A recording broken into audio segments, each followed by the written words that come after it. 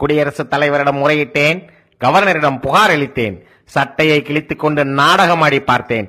திருச்சியிலே வயிறு முட்ட தின்றுவிட்டு உண்ணாவிரத நாடகத்தை அரங்கேற்றினேன். நாட்டிலே OPS, EPS என்று யாருக்கெல்லாமோ முதல்வராகும் வாய்ப்பு கிடைக்கிறது. நடந்தேன், ஓடினேன், சைக்கிள், ஆட்டோ, பஸ், லாரி என்று ஒன்று விடாமல் ஏறி ஊர் சுற்றினேன். டீ கடையில் டீ சாப்பிட்டேன், ஓட்டலில் இட்லி சாப்பிட்டேன். ஏன் கார்ப்பரேஷன் கக்கூசை கூட விட்டு வைக்கவில்லை. கிழவியை கட்டிப்பிடித்தேன், குமரிகளை பார்த்து கண் சிமிட்டினேன். கோவில் கூடாது என்ற கொள்கையை மறந்து சாமியை கும்பிட்டேன். சட்டசபையில் கலவரத்தை ஏற்படுத்தி ஆட்சியை கலைக்க முயன்றேன்.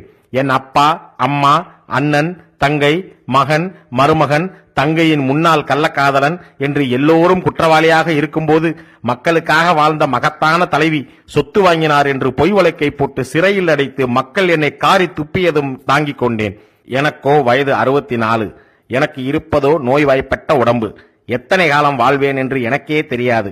மனசாட்சி உள்ள மக்களே, உங்களை மன்றாடி கேட்கிறேன், ஒரு நாள் முதல்வரைப் போல அந்த இருக்கையில் அமர்ந்து என் ஆசையை தீர்த்து கொள்ள ஏதாவது வழி இருந்தால் எனக்கு காட்டுங்கள் மக்களே.